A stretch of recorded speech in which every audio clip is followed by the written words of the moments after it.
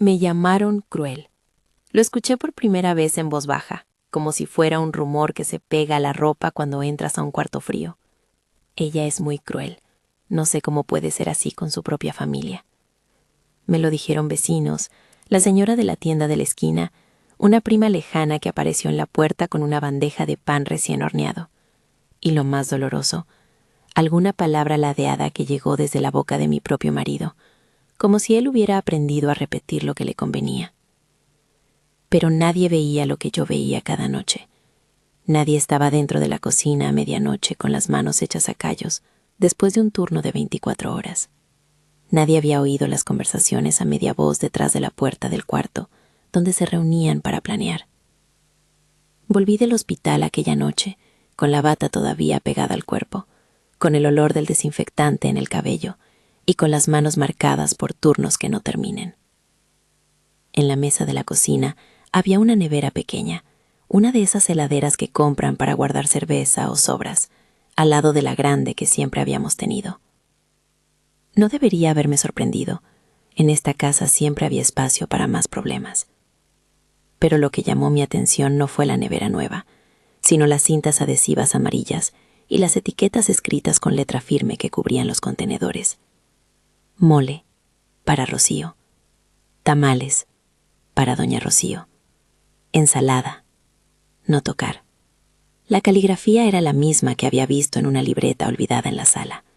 La letra de quien se sentía con derecho a poner marca de propiedad sobre la comida y sobre el tiempo de los demás. Toqué una etiqueta con el pulgar y el borde se levantó apenas. Recordé la tarde en que le cosí un botón a mi marido porque llegó con la camisa rota tras un día de trabajo.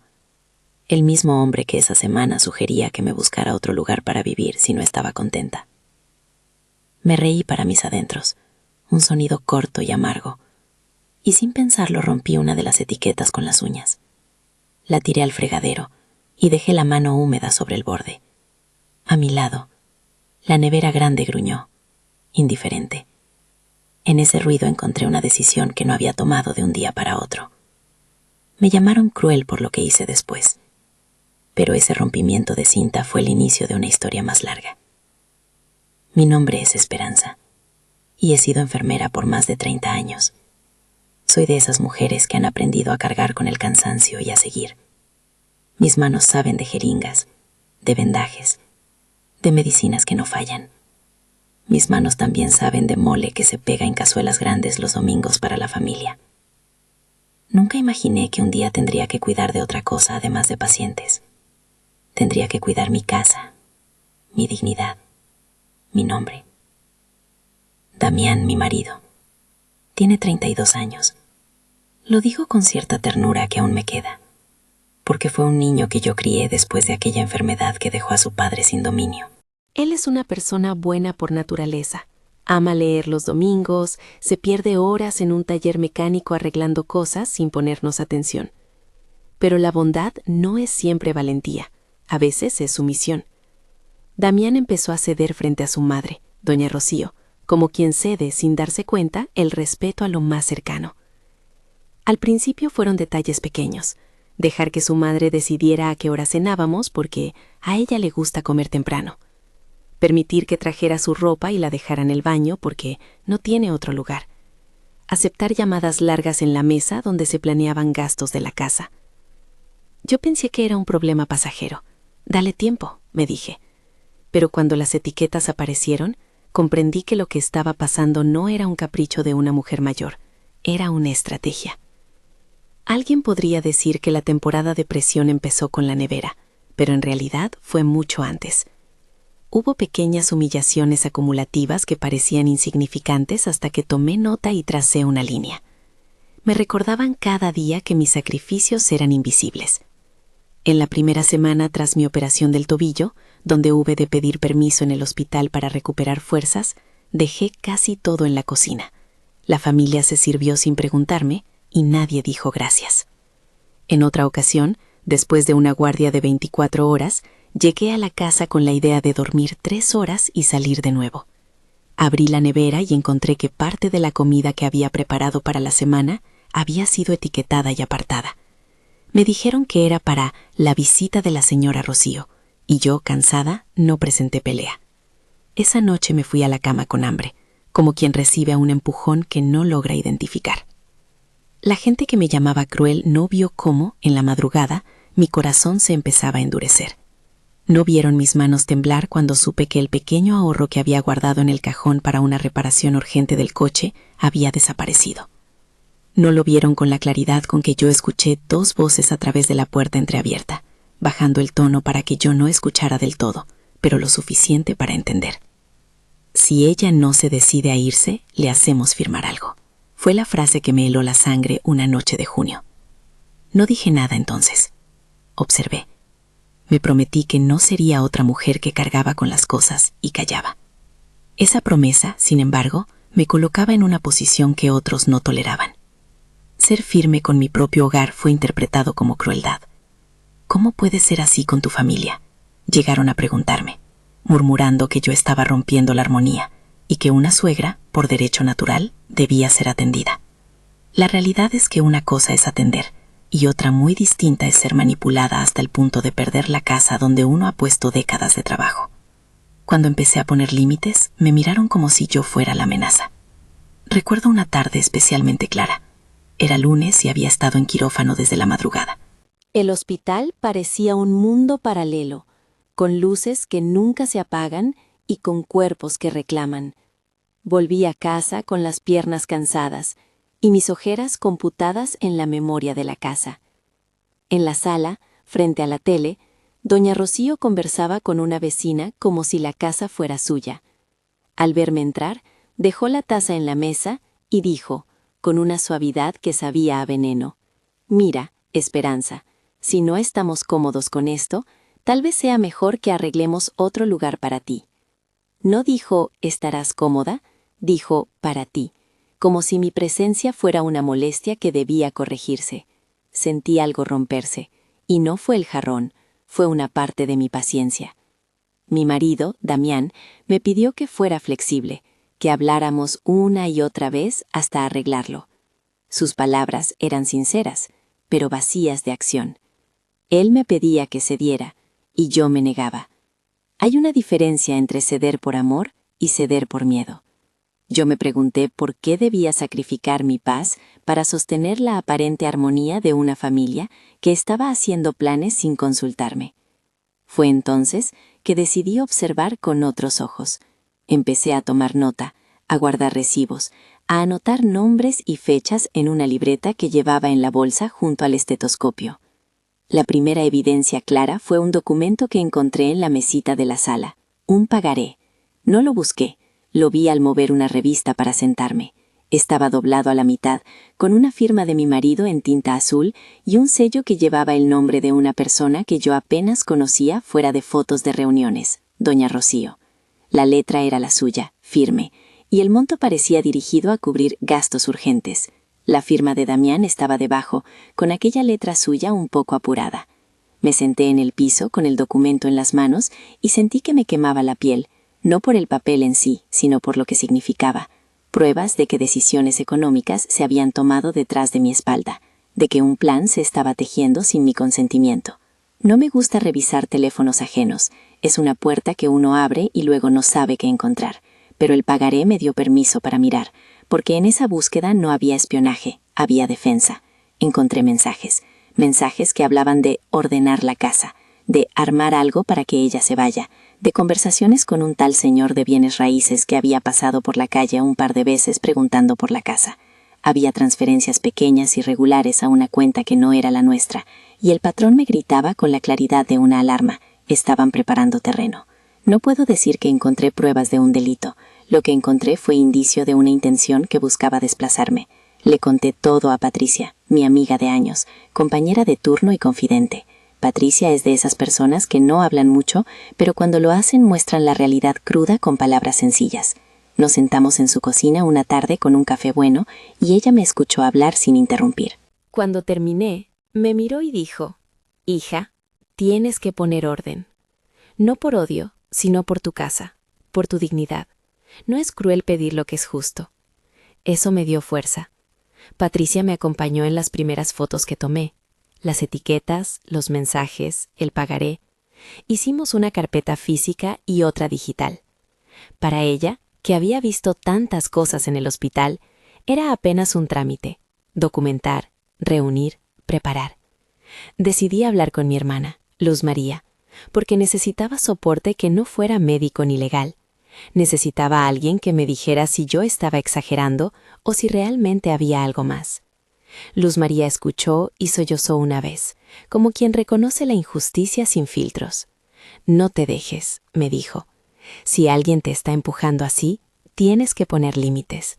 No puedes ser la que siempre aguanta». Sus palabras me sonaron liberadoras y aterradoras a la vez. ¿Cómo poner límites sin romper la familia? ¿Cómo exigir respeto sin ser estigmatizada como la mala de la película? La alternativa no era fácil. Hay un precio emocional en cada decisión. Empecé a planear con cautela, a no contarlo todo a voces por la casa. Consulté, por prudencia, con un abogado. El licenciado Ernesto Maldonado fue la primera persona externa a quien le mostré pruebas completas: fotos, mensajes impresos, estados de cuenta. En su despacho, con estanterías llenas de carpetas y una planta que necesitaba agua, me dijo lo que cualquier persona con sentido común me diría: que existían herramientas legales para proteger la propiedad y la convivencia, que lo importante era probar la intención de desplazarme y la administración fraudulenta de recursos. Le pedí que me explicara de forma clara y sin tecnicismos, y él lo hizo. No me dio promesas milagrosas. Me habló de procesos, de tiempos, de la necesidad de pruebas sólidas. Mientras tanto, en casa, las cosas se aceleraban con sutileza. Doña Rocío comenzó a traer a sus amigos de toda la vida y a posar como la huésped que nadie tenía derecho a echar de su propia casa. Dejaba paños en el sillón, reorganizaba la vajilla como si marcara territorio, y aparecía con pañuelos de lavandería que jamás parecían suyos. Hubo un día en que encontré una llavita en la cerradura de la puerta principal que yo no reconocía. Pregunté y me dijeron que era la copia que se había dejado por si surgía algo. En la noche, esa llave me dolió más que el papel del pagaré. En la casa empezaron a correr historias. De boca en boca, la versión que más sonaba era la que me pintaba como la mujer dura, la que no soportaba a una suegra. «Es que Esperanza no quiere saber ni compartir», dijeron en la tiendita. Pero esas palabras omitían que la que etiquetaba la comida y traía muebles y llaves a mansalva no era yo. Comencé a sentir la presión de la opinión pública como un peso adicional, como si cada mirada aprobatoria hacia la suegra fuera un clavo más en la pared que me intentaban derribar. ¿Qué haría una mujer sola, sin profesión y sin respaldo, contra una familia entera con carisma social? Gracias a Dios yo tenía una profesión y había ganado la confianza de muchos por años de servicio. Tenía amigos dispuestos a ver más allá de la fachada. Recogí las pruebas como quien junta huellas en la nieve, hice copias de los mensajes, imprimí los estados de cuenta, fotocopié el pagaré y guardé recibos de compras que no coincidían con los gastos del hogar. Una de las cosas que más me dolió fue ver cómo, de forma sistemática, la economía de la casa se volvía una especie de caja común para la cual yo no era consultada. Pequeños depósitos, pagos a terceros, arreglos de gastos urgentes que justificaban retiradas de dinero que yo desconocía. Cuando les pedí explicación, la respuesta fue la misma: para cosas de la familia. ¿Desde cuándo la familia se maneja a escondidas, sin transparencia? Hubo una noche, sin embargo, que destapó todo. Caminé por la casa buscando un documento que necesitaba para el hospital y encontré por casualidad un sobre con unas fotos, capturas de pantalla de conversaciones entre doña Rocío y la señora Verónica, la vecina que a veces nos hacía encargos. En esas capturas se hablaba con claridad sobre un plan para hacer que la casa se venda, de poner en marcha ciertos pagos para que mi marido firmara papeles sin darse cuenta cuando estuviera distraído. La palabra vender saltó en mi cara como una brazada de agua helada. Vender la casa donde había criado a mi hijo, donde habíamos ahorrado para el último automóvil, donde estaban las cosas que yo había heredado, era demasiado. Me senté en el suelo de la sala con las fotos en la mano y pensé en todas las veces que había puesto mi cuerpo entre enfermedades y familias rotas.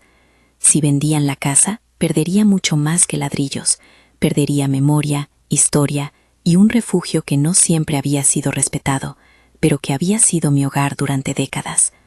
Recordé el olor del mole los domingos, las conversaciones sobre el porvenir, las risas de Damián cuando era niño al romper las piñatas de su cumpleaños. La idea de que otra persona dispusiera de eso me enloqueció de rabia y de tristeza. Cuando confronté a mi marido con la evidencia, su reacción fue de incredulidad y de dolor. Sus ojos se llenaron de lágrimas, no exactamente por la traición, sino por la vergüenza de saberse incluido en un plan que, en varias piezas, lo colocaba como actor y no como víctima.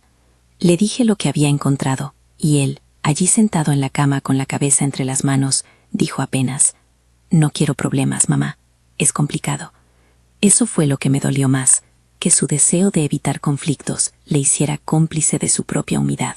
¿Complicado?, pregunté. ¿Complicado para quién? ¿Para ti o para mí? Me miró con esa mirada que antes me había seducido por su honestidad, y me dijo: «Dame tiempo para hablar con ella». Fue la respuesta que más me enfureció, porque le estaba pidiendo tiempo a la persona que estaba planeando nuestro desplazamiento. No me convertí en alguien que abofetea sin razón, me convertí en alguien que se decide. Pedí a Damián que por favor acordara una reunión con su madre, con la presencia del abogado. Reunir a la familia en la sala, en mi casa, fue como poner una herida en la mesa para que todos la vieran. Quise que todo fuera transparente, y que la conversación eliminara la posibilidad de confusiones. Pero sabía que no bastaría con palabras. Necesitaba que la verdad tuviera soporte físico, las impresiones, el pagaré, los estados de cuenta y las capturas. Los días previos a la reunión fueron de tensión contenida. Hice tamales un sábado para darle normalidad al ambiente, porque a pesar de todo, el hogar no puede vivir solo de papeles. Me senté a cocinar con el fuego medio. El aroma de la masa y el de la carne me rodeaban. Mientras envolvía los tamales, pensé en cómo el acto de cocinar había sido mi manera de cuidar a los míos durante años. ¿Sería la cocina el lugar donde todo se cerrara y volviera a abrirse? No lo sabía. Preparé más tamales de los que comimos esa noche. Guardé algunos para los vecinos, como quien reparte señales. La reunión fue convocada para un jueves por la tarde. Llamamos al licenciado Maldonado para que estuviera presente. Quería que nadie pudiera decir que había manipulación en mi parte. Quería que el expediente fuese transparente y que las pruebas quedaran explícitas ante todos. Doña Rocío llegó con esa sonrisa que parece una cortina. Su bolso estaba impecable, y su perfume llenó la sala antes de que su voz lo hiciera. «Mi Rocío siempre ha sido así, preocupada por todos», dijo ella, sin mirar a los documentos sobre la mesa. Damián intentó mediar, pero su tartamudeo se notaba. La tensión se sentía en cada respiración, en el roce de las sillas, en la taza de café que nadie tocaba. Antes de que Ernesto abriera la carpeta, doña Rocío hizo un gesto con la mano y dijo con evidente desdén: «Esa mujer está siendo injusta, nos acusa sin pruebas». Fue entonces cuando saqué el pagaré, las capturas, las transferencias en papel y las fotos de las etiquetas. Las fotos de las etiquetas, que a otros les parecieron una tontería doméstica, tuvieron un efecto extraño. La gente es muy sensible al símbolo de pertenencia. Ver aquel mole para Rocío, impreso y colocado en la mesa, con la letra clara, hizo que más de uno tragara saliva. Las palabras de la señora de la tienda esa mañana, «ella es cruel», empezaron a chocar con la evidencia que tenía delante. Doña Rocío palideció apenas, y su sonrisa se volvió un gesto corto. Esa escena fue para mí una prueba de que no todo era lo que parecía. Cuando escuché a alguien murmurar: «¿Desde cuándo una suegra tiene que marcar la comida?», supe que tal vez esa sala tenía aún algo de justicia. Sin embargo, varios familiares tomaron partido instintivamente. La familia es una red en la que cada hilo se tensa y se afloja según conveniencias. Al final de esa tarde, la palabra que más resonó fue la de mi marido. Necesitamos tiempo para pensar. Y yo me pregunté, ¿cuánto tiempo más podría permitirme esperar? Si esta historia te toca de alguna forma, suscríbete para seguirla y saber cómo terminé. Necesitaba que alguien, en algún lugar, supiera que no estaba pidiendo venganza, sino justicia. Después de la reunión, las cosas cambiaron de forma visible. Mi marido se volvió más callado y yo más vigilante. Empecé a notar patrones en las tardes, llamadas que se cortaban, visitas que aparecían sin anuncio y pequeñas señales de que alguien, desde adentro, intentaba normalizar lo anormal. De pronto el coche que usábamos para ir al mercado comenzó a necesitar arreglos extraños. Algunas facturas venían con cargos que no reconocíamos. Había que estar alerta. Una madrugada, al volver del turno de urgencias, encontré la sala diferente. Al centro, sobre la mesa de centro, reposaba un folleto de una inmobiliaria con fotos de departamentos en Cancún. Contuve la risa amarga. ¿Cancún? No sé quién decide que una casa que ha sido testigo de tanto dolor merece ser fotografiada con palmeras en un anuncio. Por más absurdo que pareciera, el folleto encajaba en el patrón. Alguien había hablado con una inmobiliaria, alguien había pensado en cómo convertir la memoria en efectivo. Guardé el folleto con mis otros documentos. Todo formaba parte de un rompecabezas que hasta entonces yo había armado sola, pieza por pieza. Y por primera vez, la idea de pedirle a la ley que dijera algo me pareció menos fría que antes. Habían quienes, en la calle, seguían cuchicheando que yo era la mala, pero aquello dejó de importarme. La verdad no depende de los rumores, depende de hechos, y mis hechos estaban allí, en una carpeta que pesaba y que por las noches yo tocaba como quien acaricia una herida para asegurarse de que exista. Fue en una de esas noches, con la carpeta abierta y el reloj marcando la madrugada, cuando recibí un mensaje. Era corto, directo. Si insistes, todo se perderá. No venía de un número que yo reconociera, pero el miedo que provocó no fue menor. Comprendí que ahora no solo estaba en juego mi dignidad, estaban en juego las consecuencias de enfrentar a una familia que podía armar un plan con frialdad. Mi propia alma me visitó con preguntas difíciles. ¿Estaba siendo injusta con una mujer mayor que quizás necesitaba atención? ¿Era mi enojo algo cincelado por años de cansancio? Me detuve a ver mis recuerdos. Aquel hombrecito que crié, la casa donde dormimos la primera noche sin aire acondicionado, el coche que vendimos para pagar un tratamiento. Pensé en todo lo que había sacrificado y no pude, por amor propio, permitir que alguien decidiera por mí sin hablarme. Quería que mis decisiones no fueran venganzas, sino límites que protegieran el valor del hogar. Esa mezcla de razones y emociones me llevó a tomar la decisión que otros calificaron de dura. Había llegado el momento, pensé, de que la casa supiera que su dueña no abandonaría su lugar sin ser escuchada en público y con pruebas. Preparé todo con paciencia. Copias, citas al banco para aclarar transacciones, la consulta con Ernesto refinada en frases claras y sin aspavientos. Sabía que el camino sería largo y áspero. Sabía también que, al elegir esa vía, la etiquetaban de cruel. A veces defender lo propio es injustamente presentado como crueldad por quienes no quieren perder privilegios. La noche antes de la acción que cambiaría el rumbo, me quedé sola en la cocina.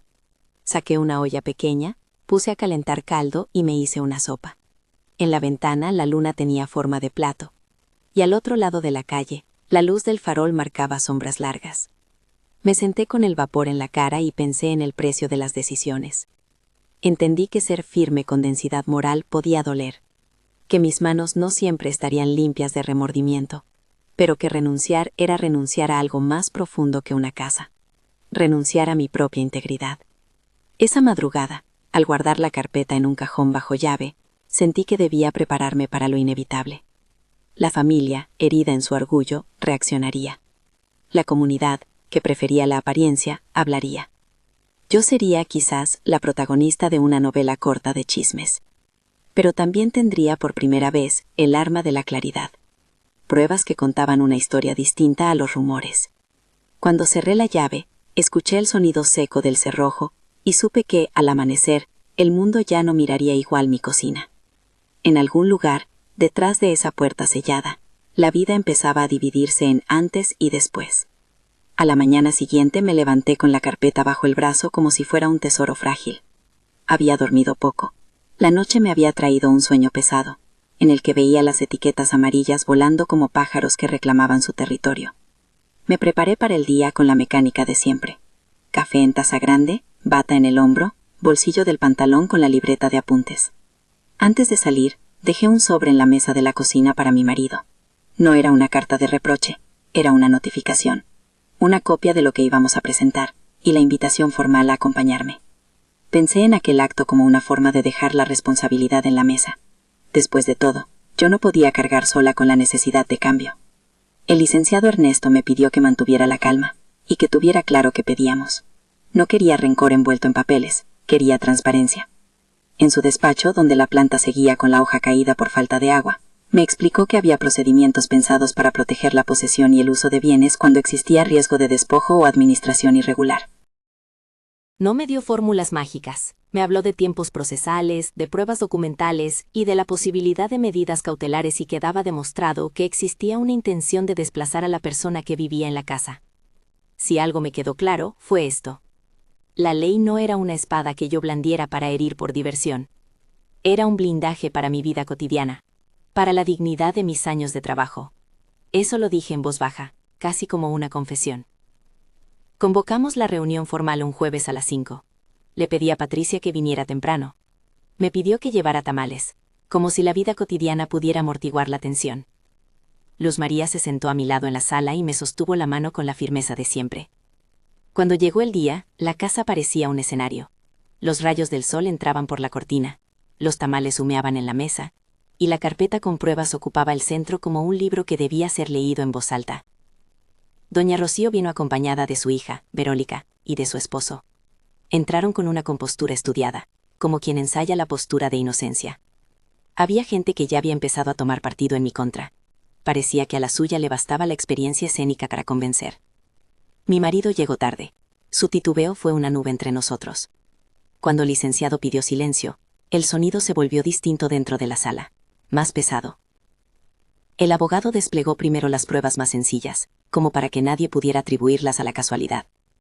Mostramos las fotos de las etiquetas, los mensajes impresos en secuencia, las transferencias con montos pequeños pero constantes a una cuenta que no correspondía a gastos del hogar, y el pagaré con la firma de Damián. Todo organizado cronológicamente, con fechas y notas. Le pedí al licenciado que explicara sin tecnicismos qué significaba cada documento. Él lo hizo con la claridad de quien está acostumbrado a traducir el lenguaje de los papeles a la voz humana. Señores, aquí hay indicios de una conducta destinada a alterar la administración doméstica y a favorecer intereses que no han sido transparentados ante la propietaria. Eso puede justificar medidas para proteger la posesión y evitar la disposición de bienes mientras esclarece la situación. Las palabras del abogado encendieron algo en la sala. Vi cómo la frente de doña Rocío se fruncía, la sonrisa se le contrajo. Hubo murmullos entre algunos familiares. Mi marido presionó la frente con los dedos como si apretarla lo ayudara a pensar. Verónica cruzó los brazos. Su ceño era de incomodidad pero también de desafío. Yo tenía en la mano una foto de la etiqueta del mole, y al sostenerla la sala pareció encogerse. No era la foto lo que importaba, era la evidencia de una intención de exclusión. Al final de esa tarde, en vez de una paz sincera, nos quedamos con decisiones tomadas. Porque aunque la reunión buscara una salida dialogada, la lógica de quienes habían planeado sin mi consentimiento no puede resolverse solo con palabras. Hicimos una notificación formal, se entregó copia de la carpeta a la familia y se anunció que si no se clarificaban los movimientos económicos y no se devolvían los fondos retirados injustificadamente, se procedería a interponer una demanda para proteger la posesión y a solicitar medidas cautelares. Dije, si no, con la voz serena. Había aprendido que la firmeza dice lo que el grito no puede explicar.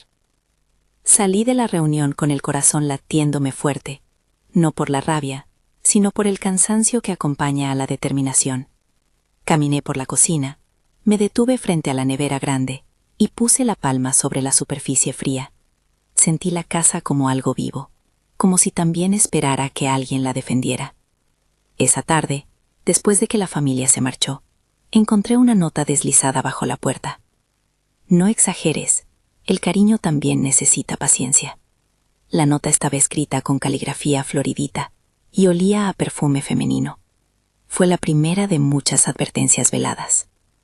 Los días siguientes trajeron un aumento de la tensión.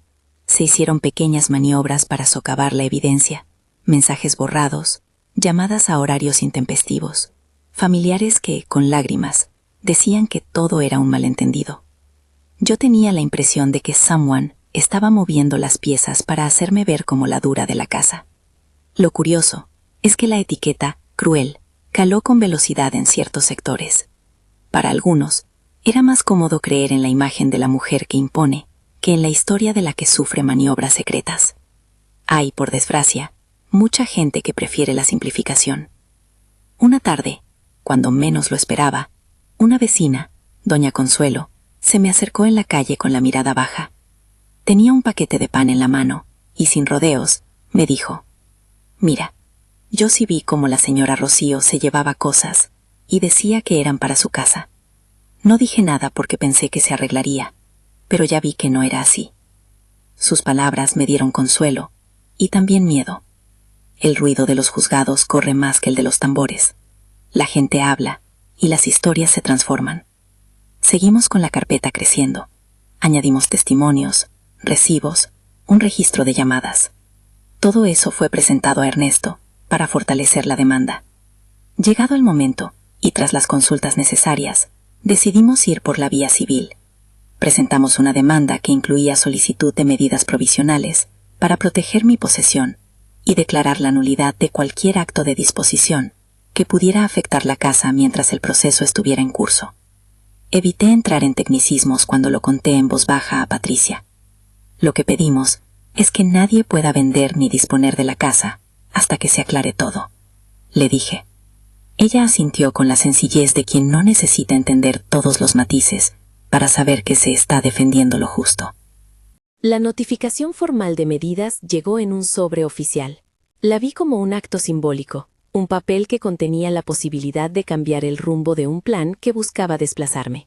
No fue un triunfo inmediato, fue un alivio práctico, como cuando uno pone una venda en una herida para que deje de sangrar. Había, sin embargo, otra dimensión. La familia reaccionó con resentimiento. Para ellos, la ley había irrumpido en la intimidad. Para mí, la ley era la única que podía ordenar la anarquía emocional que se vivía en la casa. La primera reacción pública fue de choque. En la plaza, frente a la iglesia, la gente especulaba. Algunos adultos me miraban con la mezcla de curiosidad y condena habitual en los pueblos donde todos se conocen. Pero también aparecieron personas que, discretamente, me sonreían y me dejaban una bolsa de pan o una tortilla caliente en la puerta. La vida callejera comenzó a reflejar el conflicto doméstico con la crudeza de los murmullos. Sentí el peso de la exposición. No era algo para lo que me hubiera postulado, pero tampoco me arrepentía. Hubo un episodio que todavía no olvido. La mañana en que un agente, acompañado por una oficial judicial, vino a entregar una notificación de desalojo a doña Rocío. Importante aclaración.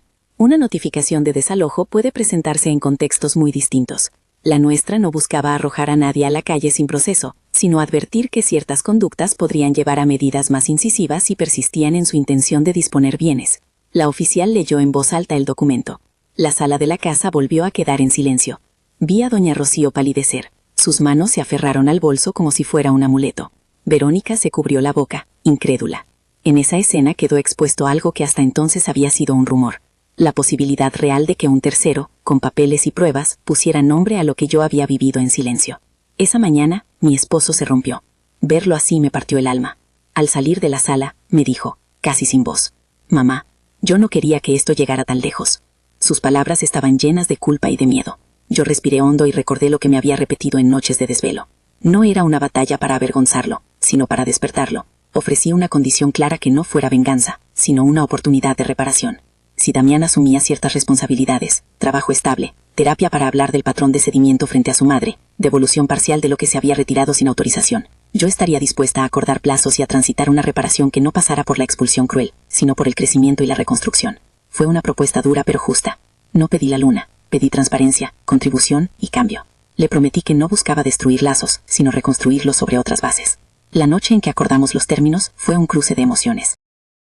Lloramos juntos, no por ensayar la teatralidad del arrepentimiento, sino porque por primera vez en meses la conversación fue honesta.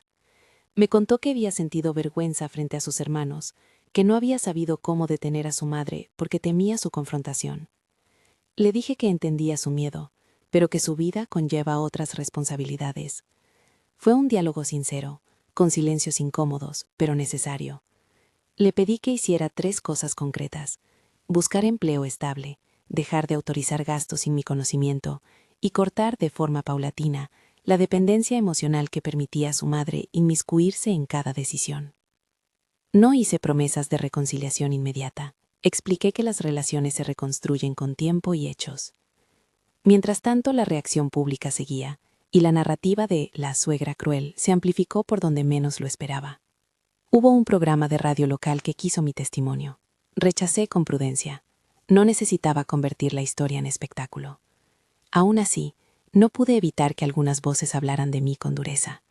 Aprendí que la exposición trae juicios rápidos y que la peor arma de quien quiere desacreditar no es la evidencia, sino el rumor. Por eso, en mi círculo más cercano, reforcé mi estrategia. Menos palabras en la plaza, más pruebas en la carpeta. El proceso legal avanzó a su ritmo. Hubo audiencias, comparecencias y explicaciones ante funcionarios.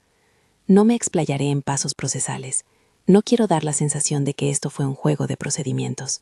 Fue trabajo, noches sin dormir y llamadas que me consumían tiempo entre guardias en el hospital. Aún así, el hecho de poner la causa bajo la lupa de la ley transformó la dinámica. Al ver que existía una vía formal, algunas personas de la familia se incomodaron, no porque estuvieran convencidas de su culpa, sino porque la rendición de cuentas duele.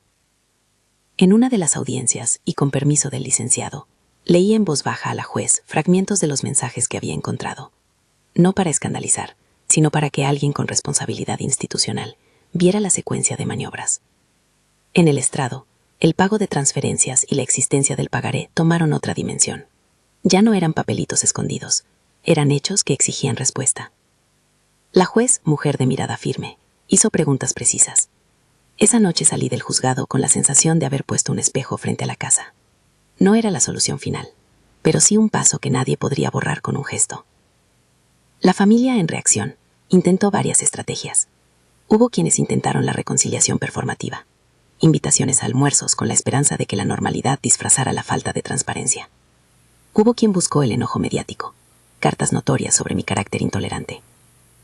Pero también aparecieron acciones sinceras. Damián, por ejemplo, apareció una tarde con una propuesta escrita, un plan de trabajo y ahorro, y la promesa de asistir a terapia.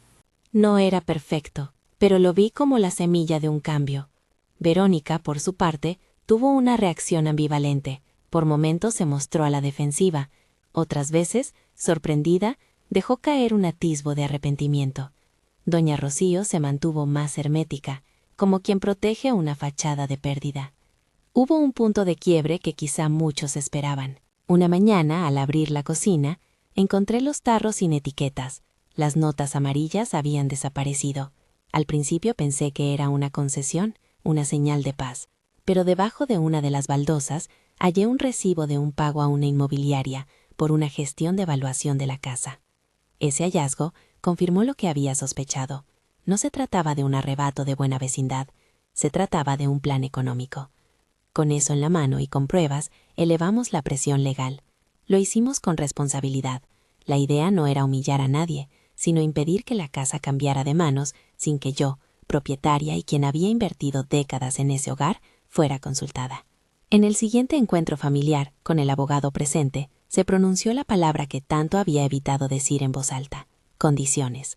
Establecimos, por escrito, compromisos que Damián debía asumir si quería conservar la convivencia en la casa. No fueron exigencias punitivas, fueron pasos para que su vida no quedase supeditada a los planes de su madre. La primera fue económica, transparentar cualquier movimiento de dinero y restituir lo retirado. La segunda fue laboral, demostrar intención de estabilidad. La tercera fue terapéutica, iniciar un proceso de acompañamiento psicológico para abordar la dinámica de sumisión frente a la madre. La última fue de convivencia, eliminar el uso de llaves no autorizado y establecer un calendario de visitas que respetara mi espacio. Lo que pedí no fue venganza, sino el restablecimiento de normas básicas de respeto. Esa reunión fue dura. Hubo llantos, explicaciones y, de mi parte, una sensación de alivio que venía con el agotamiento. Me dolió ver a mi marido en apuros. Me dolió comprobar que el cariño no había sido suficiente para detener un plan que se había incubado con paciencia. Pero también sentí que por primera vez mi voz había sido escuchada con consecuencia. No pedí que volvieran a ser los mismos, pedí que fueran mejores. Damián, con la humildad de quien reconoce errores, firmó los acuerdos. No fue un acto heroico, fue un acto de madurez paulatina. Se fue a vivir una temporada a casa de un primo mientras buscaba empleo. Verlo salir con una maleta pequeña me partió, pero entendí que a veces el amor exige permitir que el otro crezca fuera de la caja donde se le sobreprotegía. Antes de marcharse me abrazó con fuerza y dijo: «Mamá, te fallé. No quiero que esto nos destruya». No supe si creerlo por entero. No me prometí fe ciega, pero le di la oportunidad que le pedí, porque amar también es soltar para que alguien aprenda a sostenerse. Con el tiempo llegaron los acuerdos de pago. No fue rápido ni fácil, hubo tropiezos. Algunas transferencias llegaron tarde, otras veces se ofrecieron plazos que no se cumplieron. La ley ayudó a ordenar algunas de esas transacciones, y gradualmente el dinero retornó a la casa. No todo, pero suficiente como para demostrar una voluntad de reparación. De ahí nació un pacto. Si él cumplía, yo haría todo lo posible para recomponer la convivencia. Él buscó empleo, asistió a terapia y con esfuerzo fue demostrando cambios. Yo, por mi parte, abrí espacios de conversación y de tareas compartidas en la casa. Se repartió la compra, se definieron horarios, se volvió a cocinar juntos en cenas sencillas. Mientras tanto, la relación con doña Rocío no volvió a ser la de antes. Ella no fue una villana caricaturesca. Era un ser humano complejo con inseguridades, con dependencia, con temor de perder relevancia. Con el tiempo se reconoció que su conducta había estado motivada no por maldad pura, sino por una mezcla de miedo y soberbia. Hubo una conversación entre nosotras donde, sin grandes abrazos, se plantearon límites. Le dije que la respetaba como madre y que no quería verla sin recursos. También le pedí que entendiera que su manera de actuar había vulnerado a su hijo y a mí. No hubo llantos dramáticos, sino un acuerdo a regañadientes. Ella aceptó no inmiscuirse en decisiones económicas y a respetar los horarios y las llaves. Dieron lugar a la distancia necesaria para que la familia se reorganizara. Se me preguntará cómo quedó mi reputación en el barrio. Con el tiempo, la gente tuvo que mirar los hechos. Algunos recordaban los tamales, la paciencia, el trabajo nocturno en el hospital. Otros solo los chismes. La justicia social no se mide por aplausos, sino por la restauración de la dignidad. Recuperé mi espacio, y con eso una parte de mi paz. No fue gratis, perdí confianza en algunas amistades y gané claridad sobre otras. Patricia y Luz María estuvieron siempre. Algunas vecinas se acercaron lentamente. La vida social no volvió a ser la misma, pero era más honesta. En los meses posteriores entré en un proceso de sanación que no fue lineal. Fui al psicólogo para sostener la carga emocional, no porque necesitara que alguien me dijera qué hacer, sino para entender cómo el cansancio prolongado me había hecho vulnerable a la manipulación ajena. Aprendí a poner límites sin sentir culpa paralizante. Aprendí que la dignidad personal no se negocia por la paz artificial de la convivencia. Algunas noches todavía sentía remordimientos. Fui dura, hubiera podido actuar de otro modo, pero luego recordaba las etiquetas, las transferencias, el folleto de Cancún y entendía que había actuado por lo que estaba en juego: mi hogar, mi memoria, mi libertad. 6 meses después realicé un domingo de comida distinto. Hice mole como hacía antes, con la paciencia de quien sazona con recuerdos. No hubo etiquetas amarillas. Puse los platos en la mesa sin ninguna señal de propiedad. Llegaron Damián, algunos primos y con cautela doña Rocío. La comida fue tranquila, con conversaciones que no rozaban los temas más hirientes. Hicimos un brindis por las pequeñas cosas, por el trabajo constante, por la salud y por el aprender a convivir con respeto. A mitad de la tarde, mientras recogíamos la mesa, encontré a mi hijo lavando los platos con una expresión de concentración que me pareció adulta. Lo miré y sin dramatismos le dije: «Gracias por intentarlo». No se trataba de una celebración absoluta. Se trataba de reconocer pasos que parecían sostenibles. La casa, en su apariencia, recuperó cierta normalidad. Colgué una cortina nueva en la cocina y por primera vez en meses sentí que cada objeto tenía su lugar sin arma arrojadiza. Los vecinos dejaron de lanzar miradas inquisitivas. Algunos de ellos incluso se acercaban para comentar alguna receta o traer pan. No fue la derrota de nadie, fue el reacomodo de una familia que tuvo que aprender a vivir con límites. Verónica y yo comenzamos una conversación superficial que con el tiempo fue ganando profundidad. Ella, sin pedir permiso, me confesó un día que se había sentido atrapada entre la lealtad a su madre y su deseo de independencia. Le ofrecí mi respeto y la posibilidad de un trato cordial. No hicimos amistad íntima, no era necesario. Lo importante fue que se instaló una distancia respetuosa. En la reconstrucción personal hubo un gesto simbólico que me reconfortó. Un día, sin aviso, encontré en la mesa de la cocina una pequeña etiqueta adhesina sobre un tarro de mermelada que decía: «Para todos». No estaba escrita por mí, era la letra temblorosa de Damián. Sonreí sin ruido. Ese tarrito, simple y domesticado, resumía mucho del trabajo que habíamos hecho. convertir el cierre de una historia de exclusión en un acto de compartir. Pequeños pasos, dirían algunos. Para mí, pasos robustos. En lo profesional, seguí con guardias y turnos, pero aprendí a pedir ayuda. No me convertí en una heroína inquebrantable, me convertí en una mujer que reconocía sus límites. Empecé a reservar una tarde a la semana para hacer algo que no fuera estrictamente trabajo o familia. Iba al parque a caminar y a leer. El cuerpo lo agradeció. También aprendí a delegar en las labores domésticas. No era una concesión de venta de dignidad, era una reorganización de cargas.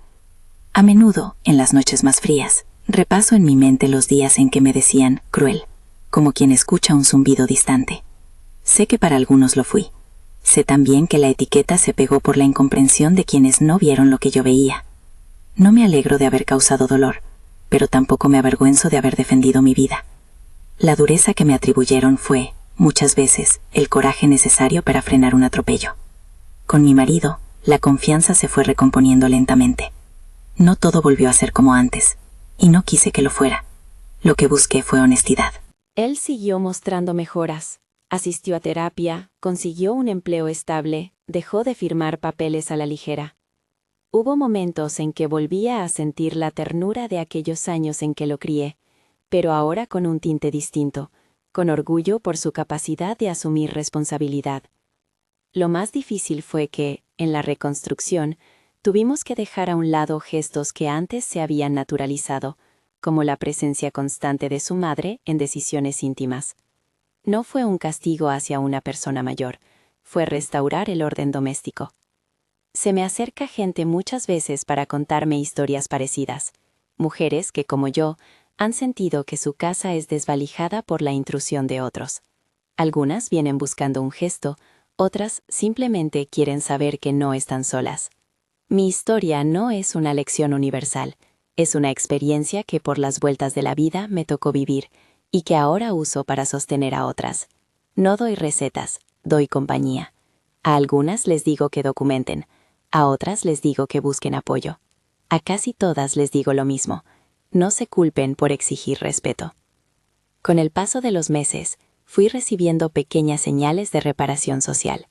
Un vecino me ofreció ayuda para arreglar una gotera. Otro me llamó para preguntarme por recetas. En la comunidad se fue instalando la idea de que las relaciones necesitan reglas. No es una gran revolución, pero para nosotros fue esencial. El final de esta etapa no llegó con fanfarrias ni con un gran escándalo. Llegó con la cotidianidad que, de a poco, se fue mostrando leve y respetuosa. Hubo visitas a la casa que hoy transcurren sin tensión. Hubo conversaciones con mi hijo que ya no tienen la sombra de la culpa permanente. No todos los lazos se restauraron. Algunos permanecen frágiles. Lo acepté como parte del proceso. En toda reparación hay pérdidas y ganancias. Aprendí a conservar las que valían reconstruir y a dejar ir las que se sostenían solo por costumbre. A veces, cuando me siento al borde de la noche, repaso la libreta donde anoté las fechas, los montos y las conversaciones. No lo hago por rencor, sino por memoria. Me reconozco en esas páginas como una mujer que tuvo miedo, que tomó decisiones difíciles, que buscó la ley no para castigar, sino para ordenar. Me llamaron cruel porque la firmeza incomoda.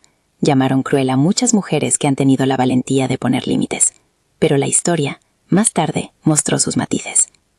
Hay una escena final que me gusta recordar. El día que saqué los platos del gabinete y encontré un plato roto que yo había comprado hace años. Lo miré y pensé en cómo las cosas rotas pueden ser reparadas. A veces con pegamento, otras con paciencia. Le dije a Damián que lo colocara en la repisa como recuerdo de lo que no queríamos repetir. Él asintió. En la repisa, aquel plato quedó como un símbolo, no para exhibir la herida, sino para recordar que aprendimos a evitarla. No niego al costo. Hubo noches en que me culpé por no haber actuado antes, o por haber sido tan lenta en percibir las señales. Hubo tardes en que la soledad me golpeó con fuerza. Pero también hubo mañanas en que las visitas de viejas amigas y el aroma del mole me devolvían la certeza de que había algo que valía la pena defender. Hoy, mi casa tiene un orden nuevo. No es perfecto, pero es honesto. Las llaves están donde deben estar. Las etiquetas dejaron de ser armas, y cuando alguien llega hoy, el primer gesto que recibe es el de una mujer que ha decidido que su dignidad no se negocia. Si te quedaste con esta historia hasta aquí, Te invito a compartirla con alguien que necesite escuchar que poner límites no es sinónimo de crueldad. A veces es la única manera de proteger lo que nos pertenece. Deja en los comentarios si has vivido algo parecido. Leer tus palabras es parte de la reparación que tantas veces buscó en silencio otra mujer.